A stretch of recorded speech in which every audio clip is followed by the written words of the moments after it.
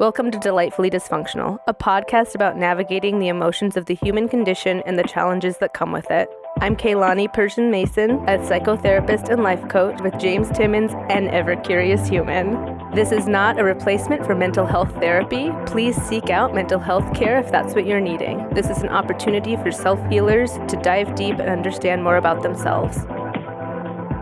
Welcome back to Delightfully Dysfunctional. I'm Kaylani, and today I am so excited about our guest, Danette Haag. She's an award-winning speaker, trauma mentor, and author whose life is a powerful testament of resilience and healing. A wife, mother of four, and registered nurse, Danette survived a devastating house explosion as a child, which left her with severe burns and set her life on a lifelong journey of transformation. She went on to become Mrs. Colorado in 2021, the first severely scarred woman to win a state beauty pageant title, and co-founded the nonprofit Hero Haven, supporting first responders through trauma. Her memoir, Beauty from Ashes, has inspired readers across the country. Danette's mission is simple yet profound: to help others transform their wounds into wisdom and see the beauty in their own scars. Thank you so much for joining us today, Danette. What a pleasure. Thanks for having me, Kalani. Yes, I had the pleasure of meeting you and hearing you speak when you were in town maybe a couple months ago. And I loved so much of your story, obviously the elements of resilience and the message of just who you are as a resilient human that I'm excited for our listeners to hear. And you really taken that hardship that you experienced as a child and created a model for others to thrive. And I think that is kind of the most beautiful and cool thing we can do with our life. Right. Yeah, absolutely. Like, if I can't turn this around and help someone with what I've learned on my difficult journey, then I feel like that's kind of a tragedy in itself, not paying that forward. So. Yes, and thank you for doing that. Could you explain to our listeners a bit more of your story too? Your life changed forever at the age of 10 due to a devastating explosion, and it left you severely burned. Can you walk us through that story? Yeah, so we were having a 4-H meeting at our house. So I grew up in eastern Iowa on a pig farm, middle of nowhere. Girl, I'm a 4-H'er myself. Yeah, see, 4-H is awesome. But we were having a 4-H meeting at our house, and what happened was, and the 4-H meeting was great. So there was 27 people in the house at the time. So it wasn't just me and my family. There was lots of kids there. Ages 10 to 13 was the ages of those attending our meeting. And then a few women, and then my family. And there had been an odorless and undetectable gas leak coming from a faulty valve in our furnace. So on top of this faulty valve that was leaking the LP, the company didn't put that odor in, that sulfur odor, so that you know that it's leaking. And so no one had any idea because we couldn't smell it. And my dad was downstairs working on the furnace, trying to get it to work, and he'd had no idea either. So basically, this slow leak was happening, and our basement was becoming a bomb, essentially. And then at the end of the meeting, my mom turned on the water to make coffee, and that the water heater, which was on the other side of our basement, ignited those fumes, and then it just exploded from there. So. Yeah, my little brother was in the basement too. So he was 8 at the time. So he was severely burned as well as my dad and I. So, were the three of you the most affected by the explosion? Yeah, because it really depended on where you were at in that one instant in time, right? So the basement obviously was a crucial place to be.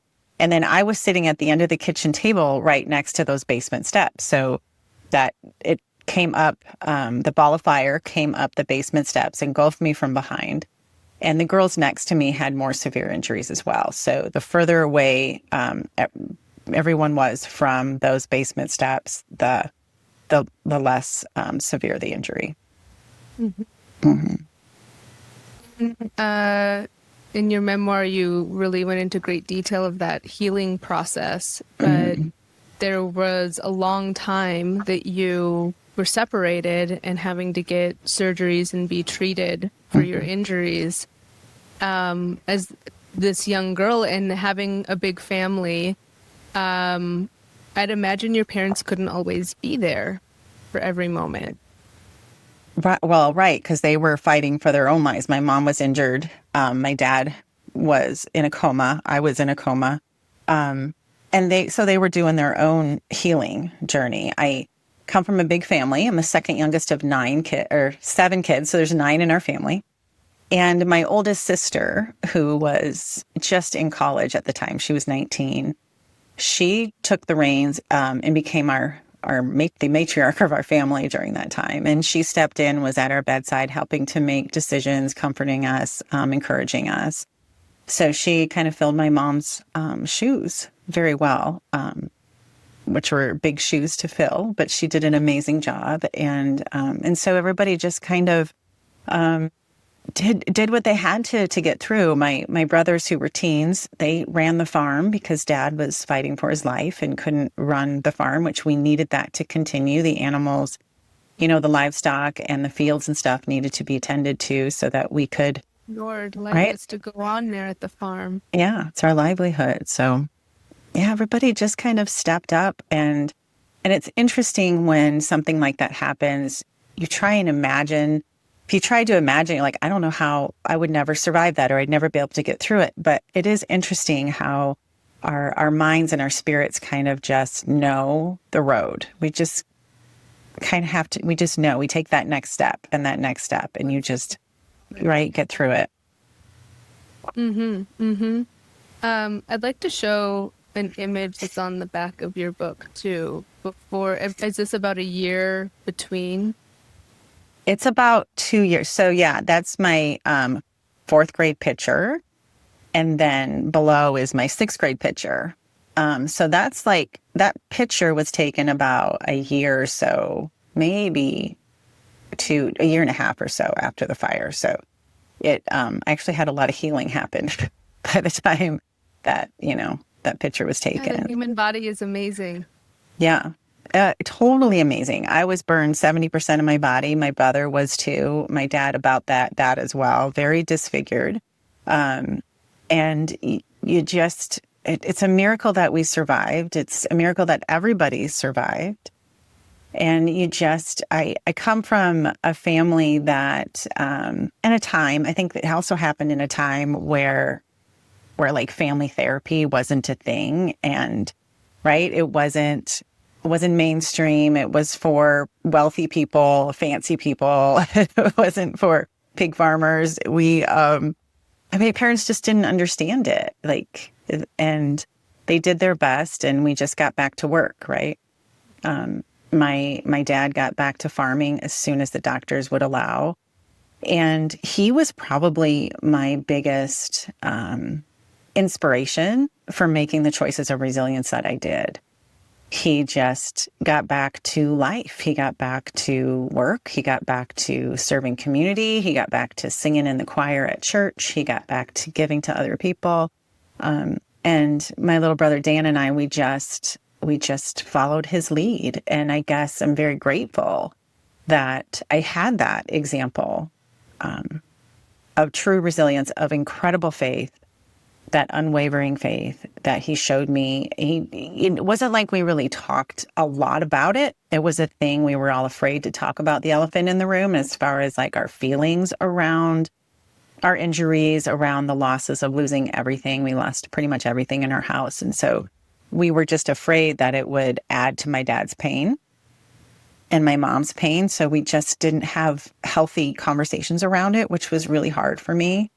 But what he did do was he just showed me by his doing, by pulling his, putting his boots on and getting back to work and picking up that shovel and shaking people's hands and looking people in the eye and getting back out into community, which, was huge.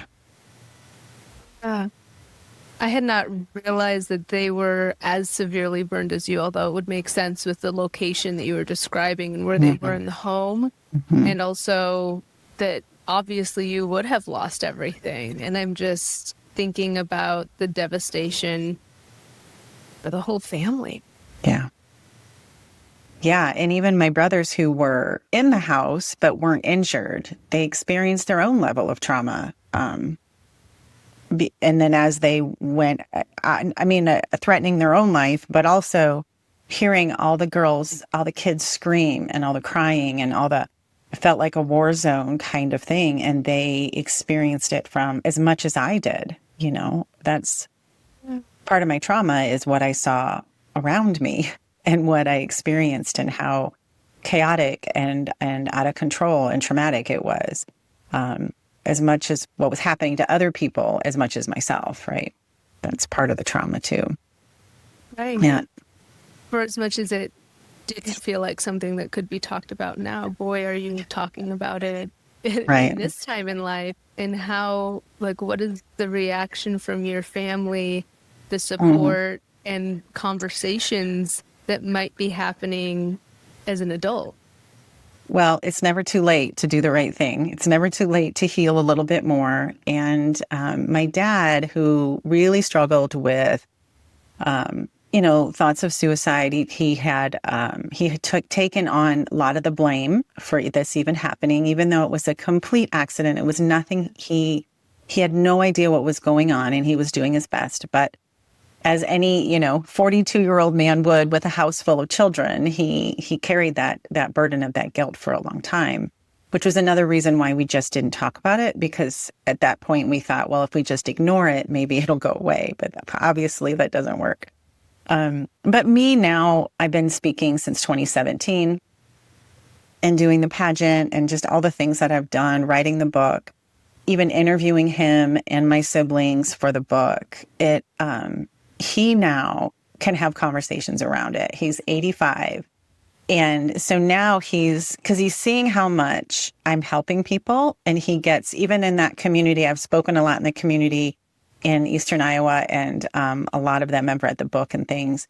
And the feedback he gets about how me sharing what I share, the healing journey and how it's helped people, makes him so proud of the resilience that we carried as a family, of the faith that got us through.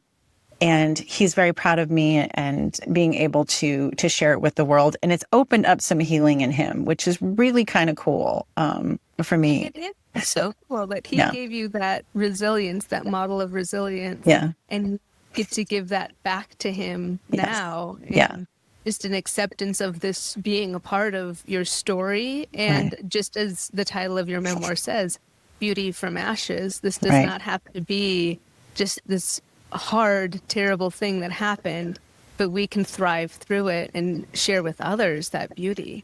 Right. And the wisdom, I think we learn so much from the hard stuff. I think that's where we gain the most meaningful things in our life, right? Come from the hardest things. Art school dealt you guys a rough hand. And then what do you do with that? And yes. And it's beautiful what you've done with that. And just hearing you describe that unconditional love and unity in your family too, that how powerful that was for your healing and the encouragement. I just, that's beautiful, especially when, again, in reading your book, there was a story of a little girl who I think you were sharing a room with in the hospital. Yes. And she, go ahead. Yeah. So we were treated at the Shriners Hospital in Cincinnati. There's a burn hospital there. It's not there anymore, but there was for a long time. And so it's all children with burn injury. That's all from all over the country and beyond. And I was in for a reconstructive surgery. I had surgeries from the time I was 10 to the time I was 20. And so I was in and out of the hospital all through my elementary, middle school, high school, all those years. And anyway, and so I was about 15. And I was in for a very painful type of surgery. And my mom was there. She was always there with me. Well, there's a little roommate. She couldn't have been 2 years old. She was so little and so sweet. She had a newer injury, you could tell. but she was healing and she was lovely. And my mom, she didn't have any visitors. So my mom would just just play with her and hold her and rock her and sing to her and all those things that a mom would do. She's a mom of 7, so she just can't help it, right? She just has to nurture. Embodies mama. Yes. So we found out a couple days in that this little girl was waiting for foster care because she had been abandoned by her family because of her injuries, which is it blew me away. It blew me away that that's even a thing. And then we found out that it actually happens quite a bit. And I years later, when I was speaking, I actually spoke to an audience and shared that story. And a gentleman came up to me and he said, I have burn injuries on my legs. And I was adopted into the United States because my family had abandoned me. So, like, the story is heart-wrenching. And I love... You don't hear your story out in the world. So just hearing your story is such a mirror for people who feel like no one understands and knows. There's no person that I see in TV or movies, or rarely even often walking down the street. Right. And it's a really beautiful gift. Right. Well, and it's not just like burn injury. It's like anybody with a difference, anybody with even a scar of any kind. So like an emotional scar or a mental scar that they suffered any time in their life, we often get stuck behind them. And we get stuck behind maybe shame or guilt or something else that may accompany that scar. And feeling like no one understands you, feeling isolated, feeling so alone. And mine was certainly the same way. It was, I didn't, besides the people that had been injured in my community, anytime I went out, I was stared at all the time because I'm just so different. And my injury is new to other people. But so every time I would get a reaction out of somebody, and that was a really hard thing.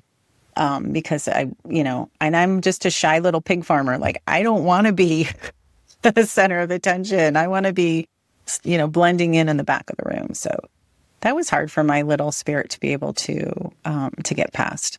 Right. Well, I mean, even like prior to starting to record, we were talking about our kids a little bit in ages. I have a 14 and a 4, and like that preteen time, like you don't want anyone to look at you when you're completely normal. There's such a heightened sense of like the self-esteem, and just everything feels so shaky. You're still getting to know what's okay. And then to have something that feels so different. And I can relate somewhat just to being a minority growing up in a small town where, to no fault of their own, people in smaller communities aren't exposed to someone who looks different. Right. And that means looks or comments or questions that can feel uncomfortable. Absolutely. And I think that every time I speak, I just share that I believe that scars are scars, that we've all been hurt by something in some way. That, in my opinion, the stories are very different and unique, but the healing journey, that journey to real healing, is very similar, so similar. And I think that our pain, which there's a billion different pain stories, right? That pain can actually be a common thread that unites us, because when you say that word pain, we all have a picture that comes up in our head. It's not foreign to any of us. It is a commonality. We all understand pain, and therefore we can all be compassionate and understanding and through it, right? Even though the stories are different. I try to remind my clients that I work with as a therapist that we don't get a peek into someone's full lifeline, and when they have the hard thing, that scar shows up for them. So this idea of comparison is often very, very silly, because you're like one of your major hardships, of which, like, lucky us, we get the lesson of having more in our lifetime. But one of the big ones happened when you were young and wasn't a parent thing. Right. But that And I'm sure, like, as a little girl, you know, there's going to be a lot of time that was spent like, why me? Why did this happen? Why do I look different? And yet a lot of those people that you might have been comparing yourself to, their hardship is coming down the line, and that's Right. their own story, their own journey. And we can't predict that. But I love what you're saying of just recognizing and having a lot of compassion for understanding that everyone does have a scar. Let's treat each other with love. Yeah, Let's treat each other with gentleness. absolutely. One of the things as you're talking, Kalani, that come to my mind, and we're talking about, why me and why is this happening? My dad, and I think I learned some of these skills from my dad, but he would say, because he would think about the other families in his community, some of his friends, those other farmers and stuff. And he would say, well, so-and-so, if this happened to so-and-so, he wouldn't have been resilient. He would have torn him down. He probably would have committed suicide. So he could take himself, understand not why it happened to us, but that we were somehow equipped, without even knowing it, that to him, it helped him make sense of it. Like, well, I know that I've proven that I can handle it. I've proven that I can rise above it. And I know so-and-so probably wouldn't have been able to. So in a way, it was like if it had to happen to someone in our community, he was kind of like, I guess it happened to the people that could handle it, which is really kind of a beautiful way and an empowering way to look at it.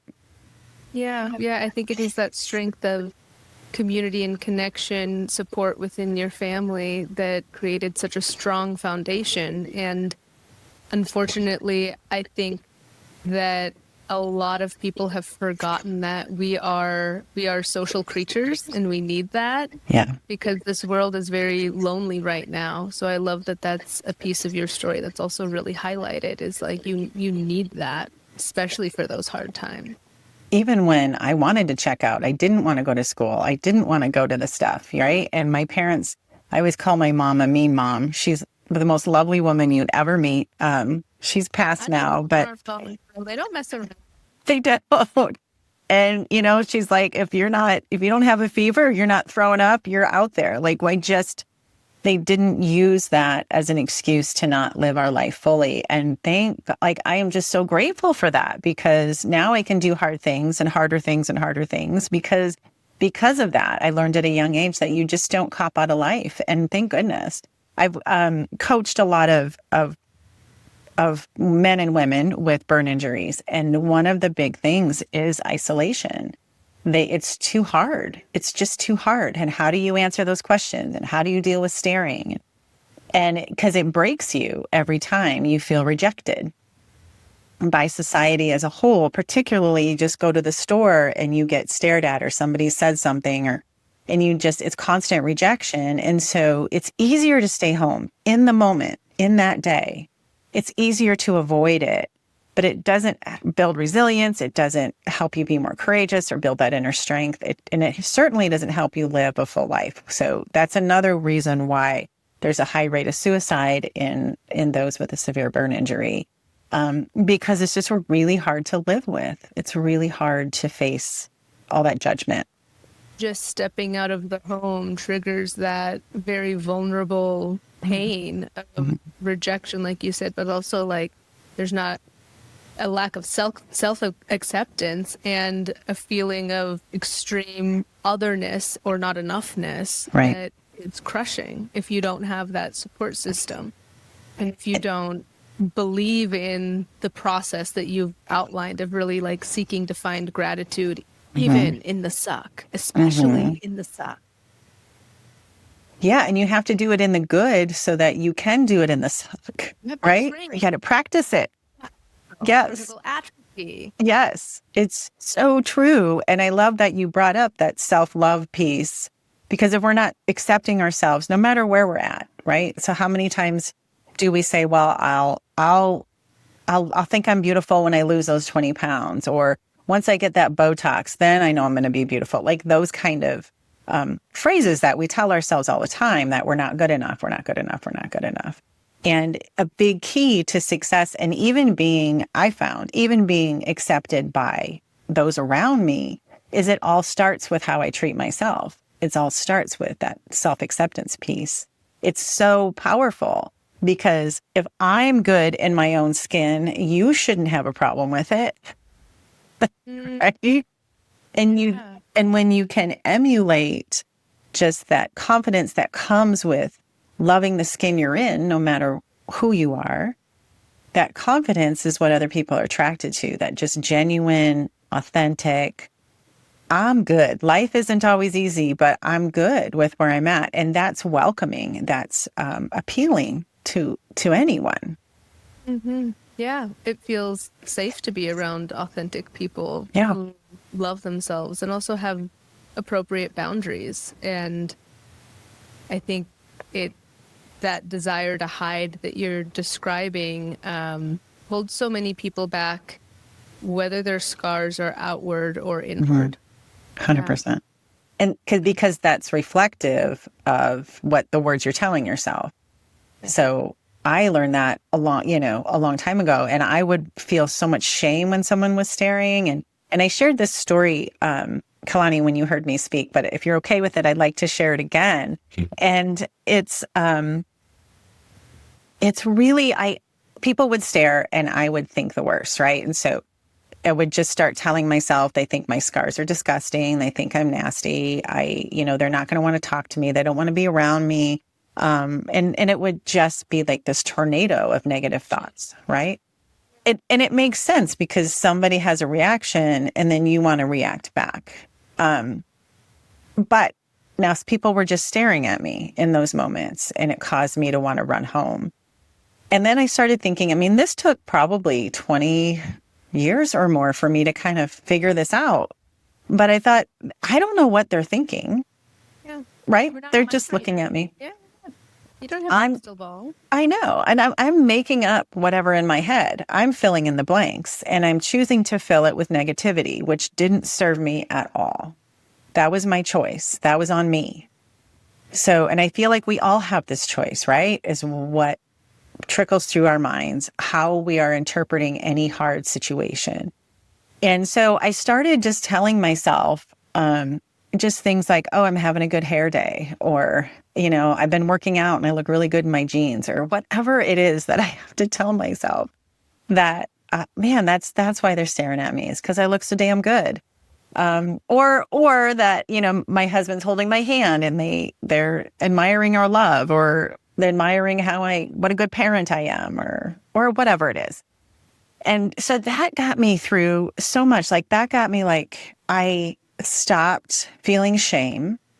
I stopped wanting to run home, and it just helped me stand taller, helped me just be proud of my journey and be proud of who I was. And really just to kind of let go of what was happening around me and focusing on what I was there to do, whatever that was, whether it's at Walmart with my kids or whatever I was there to do.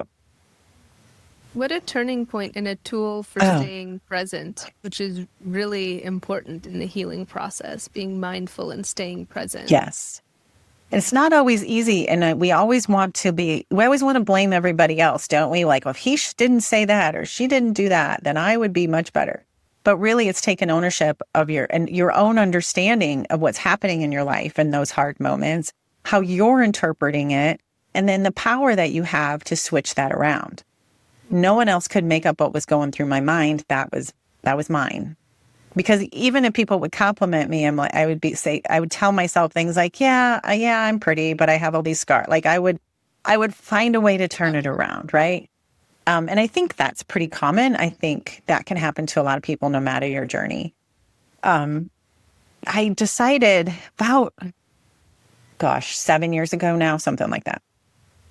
I feel like we're all in constant evolution. And so even with my healing, and I think, yeah, I'm good. There's always another layer. There's always something else I can pull back and work on, or a different perspective I can see, a different lens I can put on, right, to see my life differently.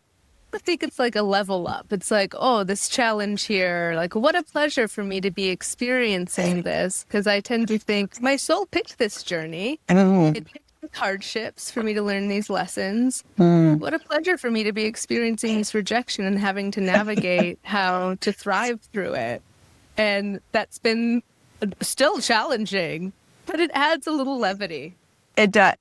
It does. Well, and just recognizing that we're all in this constant evolution if we allow ourselves to be, right? And that we're open to it. Go with that flow and we're open to it. Yeah. Yes. You don't fight it or hide. Right. Stay in shame. Yeah. Right. And because it's easy to stay there, right? Because it's easy to get stuck there. But I started seeing that I took that whole experience one step further. And it was this really beautiful moment that I could completely embrace my scars. I felt like it was this next level of loving the skin I was in. And I started seeing my scars, which I have them on my arms and my hands and my back and my chest and my legs and my face and my neck. I mean, I have them everywhere. And I started seeing them and describing them as God's masterpiece of art. So when you see like a painting or a statue, something very unique, you have to stop and stare at it. You can't just ignore it, right? Something so incredible and so unique, it stops you in your tracks. So when people stop to stare at my scars, I'm like, oh, they're just admiring God's handiwork, right? That my body, this artwork that was created when I walked through fire as a child. And so for me, framing it that way is so powerful. I'm like, I have the power, and this artwork that was created on my body by God when I was a child is teaching other people something in that moment, whatever it is they needed to learn. And I don't have to say a word. I don't have to do anything except maintain my peace and my joy and understand it's happening for a reason bigger than me. And then I move on. It's so empowering and enlightening. And I'm really grateful that I feel like I'm chosen in a way to be able to have that effect on the world around me. And it's just, I'm doing my normal daily things, right? That was a really this beautiful artwork on your body. You'd be kind of boring. I'm just kidding. Yeah. Thank God. I would just be. Personality would not be, but like, I'm just thinking, like, we wouldn't have this lovely opportunity to talk. Right. There'd be some other thing. Right. It would not be the same depth and flavor, the same spice to the conversation. 100%. And I think that's like proof that there's always a way to look at whatever hard things we're going through, whatever we've been through or whatever we're facing, whether that's fear, whether that's just a challenge, whatever that is. But there's always a really powerful way to look at it that will help be that tool to get you past it, to help, build that strength and that resilience, that grit that we need. And when we can be creative at how we look at it, it can not only change our life, but the lives of those around us. Yeah. Which is the greatest gift, is to be that lighthouse for others, to shine that light. Yes. And just to be truly authentic with whatever cards have been dealt. Mm-hmm. And I think that that's just the highest expression of what we're supposed to do here in Earth School. 100%. And I love that you use that term, Earth School. I think it's so fantastic and it's so spot on.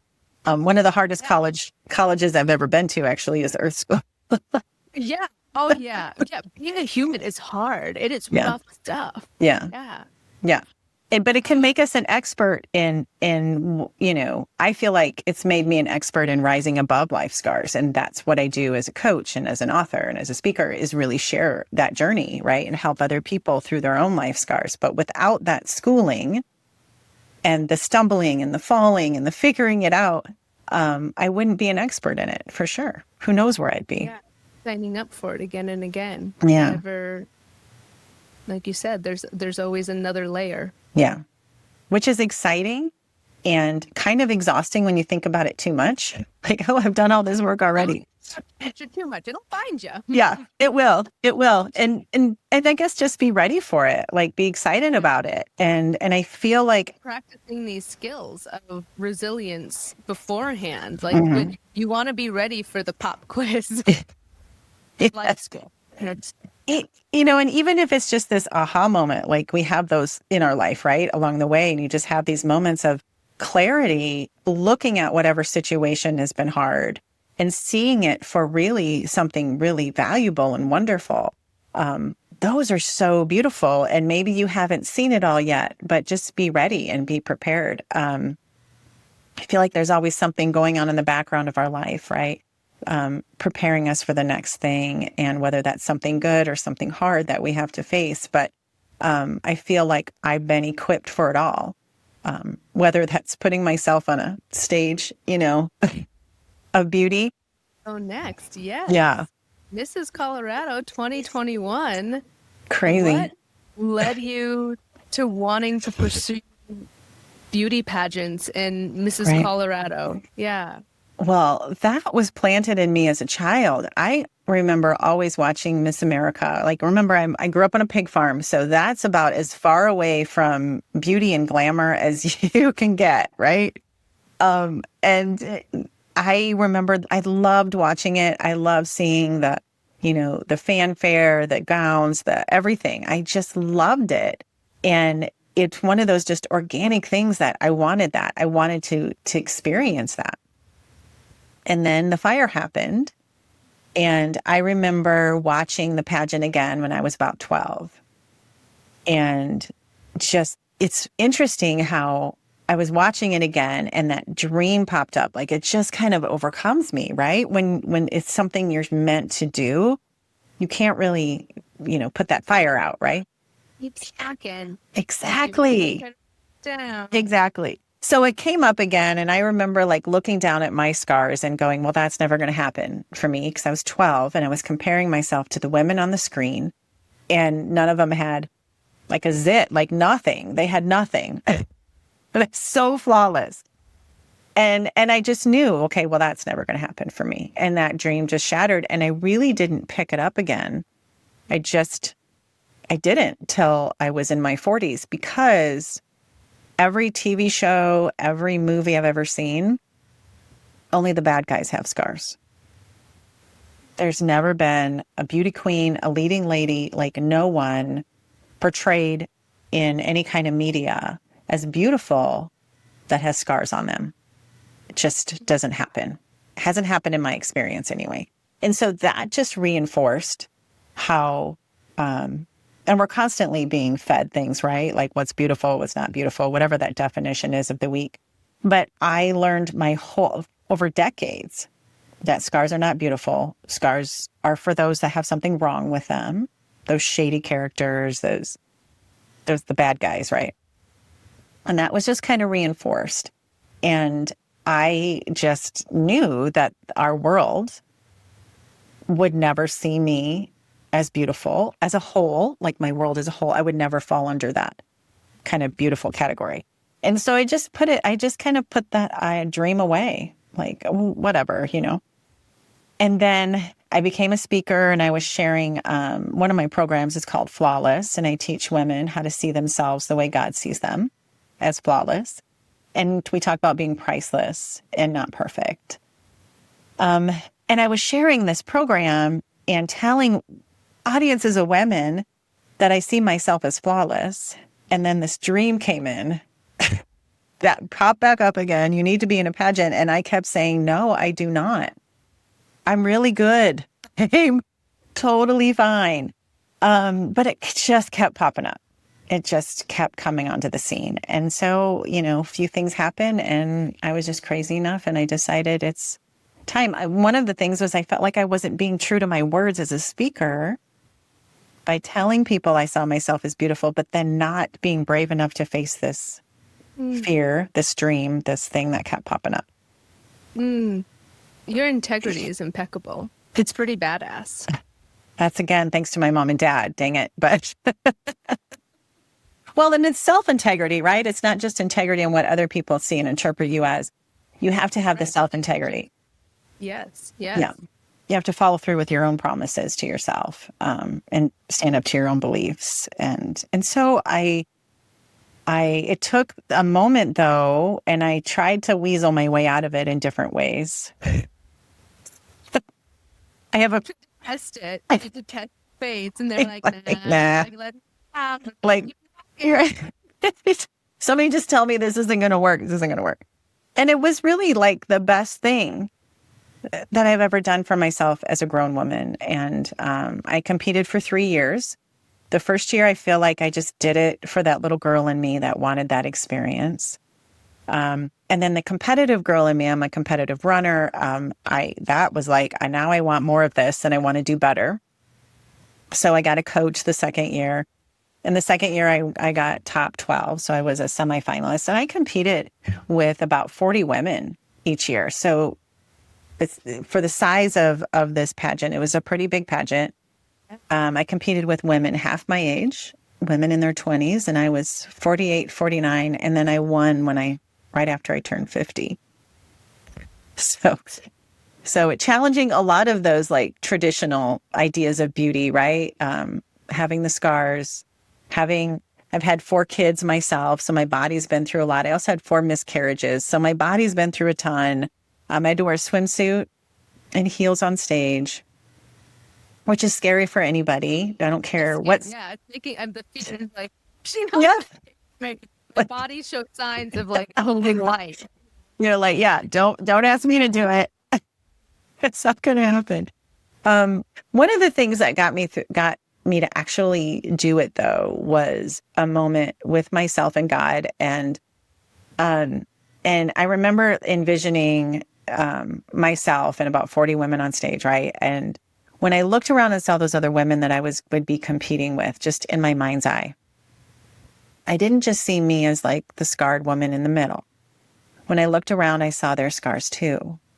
I saw their pain. I saw their fear. I saw their life challenges, right? And so because of that, scars are scars. We all have them. I thought, well, they have scars too. And that was the moment that like, okay, I can do this because I'm really not much different than them. Yeah. Different flavors. Yeah. Different flavors. Yeah. And so I also learned along the way with a lot of the mentoring and the coaching and the things that I've done is that the scars that we can hide are the hardest ones to heal. They fester. Yeah. Yeah. And you don't have to face them because you're not forced to. And so you can keep sweeping them under the rug and keep pretending they're not there. But they're painfully hard. And so I felt like I almost had a leg up in a way because I was in the practice of facing my scars. I was in the practice of really doing deep healing. And it was an opportunity for me to do more healing because to go into interview and stuff, I had to really dive into my story even more, how to portray that in 3.5 minutes, it's definitely a competition. So it's just one of the best things for me. And I'm so glad that I did. Right. It was such an opportunity to unveil other layers that maybe you hadn't previously known. And you did it with excitement. Well, and I was terrified, but I did it with, I did it with a belief that I knew I could. And that I wasn't doing it alone because I bring God everywhere I go. My faith is one thing I've had to lean on my whole life. And I knew I wouldn't be entering any place, even the stage or the interview room or whatever by myself. I don't know. I guess I thrive on pushing myself, and it was just the next area. And I just knew I had to do it. So. Yeah. Speaking of, another story you shared at the event that you had attended and I was there at was signing up to be in a room filled with fire. Just hanging out there for a while. Yeah. I did. Yes. Yeah. And that came from me too. But it was also, I think any fear is just an invitation to overcome it. I think when you have a big fear. Again, actually, that's so beautiful. Any fear is just an invitation to overcome it. Yeah. It's just an offering for this next lesson. Yeah. Yeah. And I think, and we can easily say no because it sounds so much better. But I had been afraid of getting burnt again my whole life, like if birthday candles, like any of it. I didn't want to do any of it. And so I took steps to overcome all of that, took all these small steps, forcing myself to be in front of candles, buying a gas grill and putting it together and lighting it, because explosions were real in my life. I was very terrified of explosions and just putting myself in that vulnerable place, but also trusting that I was going to be okay. And the more we face a fear and the more we live through that, that's where the power's at, right? Like you're just retraining yourself that this fear doesn't have a hold on me.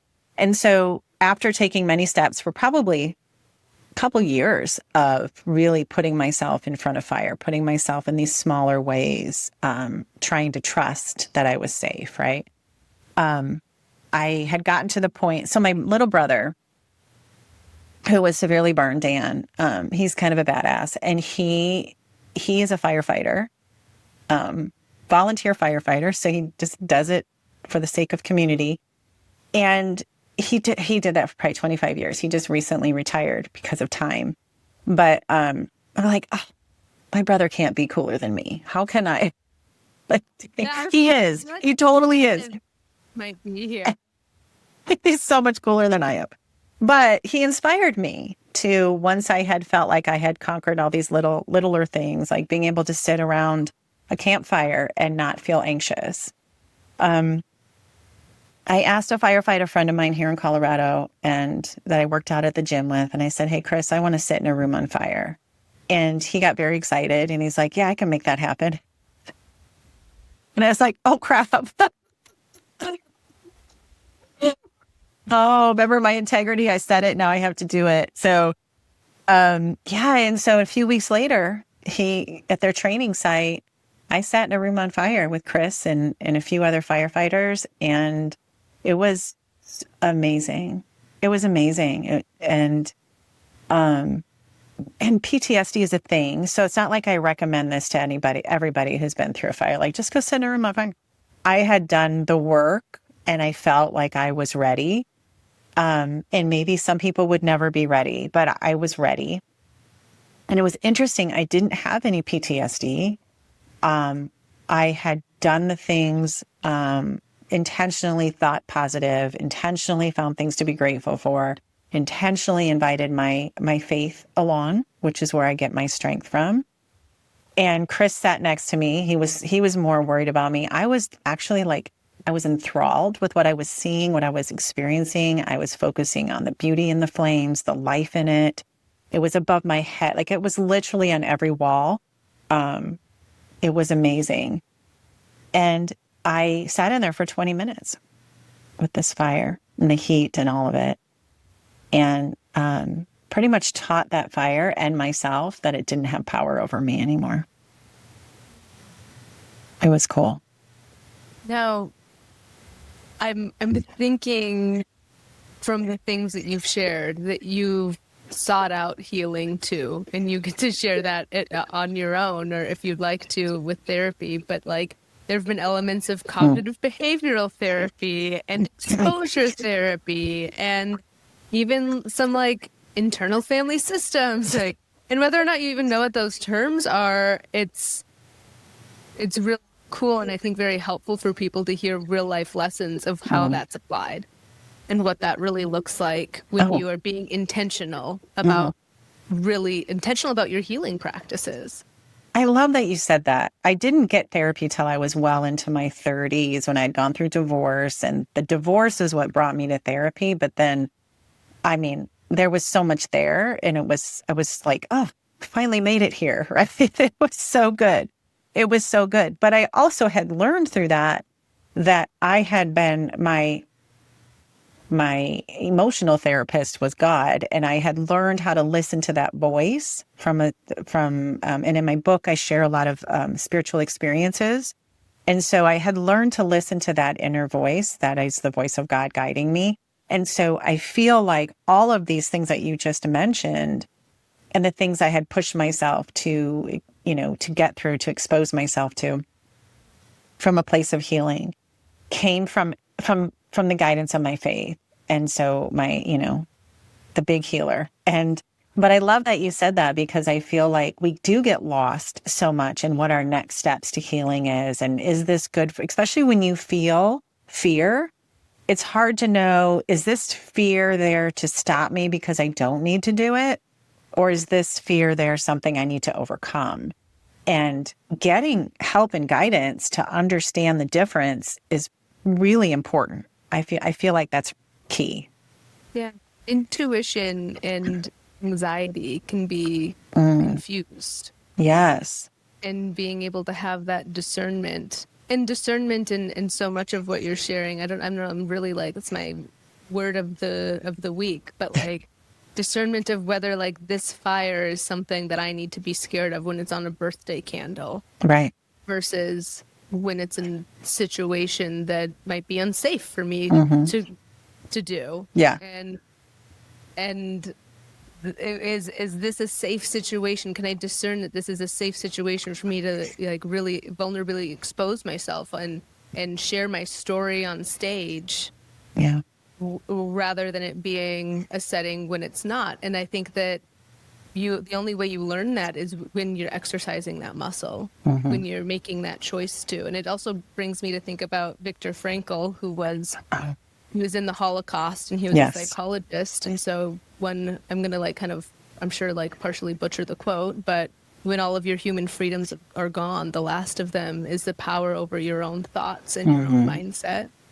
And that is an aspect that you've embodied throughout your story, is immediately going back to, well, what is within my control? And I know it was in your book, but it is one of the prayers that I love so much, the serenity prayer of like, really, again, discernment. What's in my control? What's out of my control? Right. Yes. Where's that line? Yeah. And finding those things to lean on really helped me too. Like, right, we all have different things resonate with us in a different way. But the serenity prayer was one of them. My brother taught that to me. But figuring out those things to lean on to help us remember that discernment, remember that still inner voice within us, and then the practices that help us hear that versus hearing the chaos of the world, right? Mm-hmm. My husband just shared, I need to find who it was. He just shared an interview that I was with a neuroscientist, and they were talking about how spirituality is like basically the number one thing to protect your mind from a lot of the negative effects of aging on the brain, but also depression. Like we can physically see it strengthening our cortex. So cool. It's so cool. So cool. So cool. And I think, again, like all these examples, it's not just on the outward or the things that we feel in terms of your life is better for having had these practices and putting them into motion. You are a happier 100%. person. You are making a bigger difference and a bigger impact in your life than if you had chosen fear and chosen to withdraw from society and yourself. We can see that tangibly, but also that like your brain is like really cool and beautiful too. That's so cool. It is cool. It's so cool. Oh, I love that.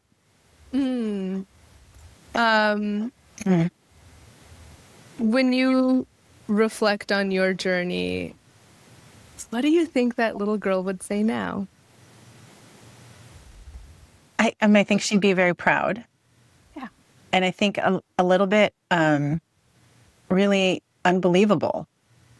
Like, just, I can't believe this actually happened. Yeah. Especially when I think about that little girl in the hospital and the little girl having to face teasing and the little girl having to figure out how to love herself again, how to look in the mirror again, like all those parts that are really hard for me. And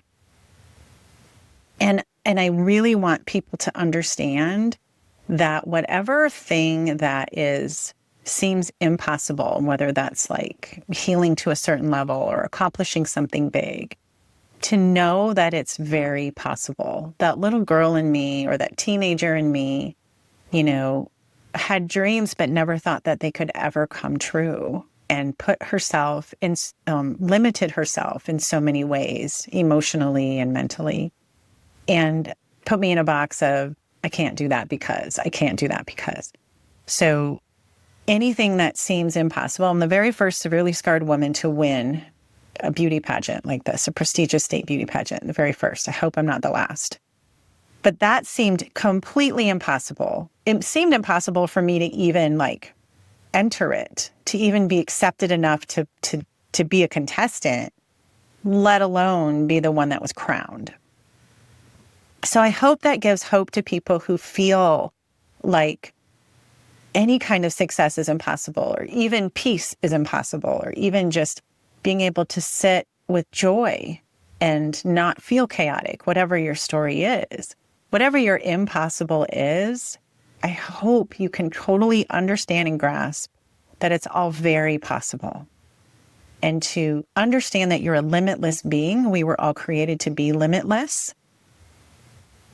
And that the world isn't limiting us, we're limiting ourselves. And to just go for the impossible, because you never know. I'm feeling it in my heart. Thank you. Yeah. Thank you. Mm-hmm. I appreciate your time so much. Thank you for sharing. Yes. Thank you for feeling. Thank you for laughing with me today. Sure.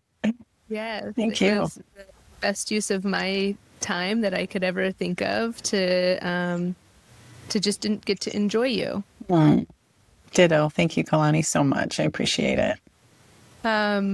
If you want Danette's book, I'm going to put it in the link. I am highly recommending it. Beauty from Ashes. Here it is right here. Got my face on the cover. You can't miss it. Yes. She also has a nonprofit that she has co-founded called Hero Haven that helps first responders dealing with their trauma. And again, there's really that heart for giving back to those that have really helped you. And such a big and beautiful heart that you have, such a big, beautiful brain, just giving you all these compliments. Thank you. I'll take them all. Yeah. And people can also work with you if they're wanting coaching and mentorship through their own hardships. Yep. Absolutely. Yeah. Wonderful. I will make sure that those are easy to find and that Thank you are you. easy to find. Is there anything else that you want to share before we wrap up, Danette? No, I'm a quote girl. And so I'm just feeling like I need to share my favorite quote. And you've already heard it, but it's a negative mind will never create a positive life. So if you want to have a positive life, you got to really work on keeping your mind positive. That's probably the fundamental thing that I think we can all work on to do better. Yes, snaps to that. Thank you again. Thank you for listening, delightful humans, to this episode with Danette Haag. And please check out her book, Beauty from Ashes. The link will be down below in the description. And we will see you in the next one. Bye-bye.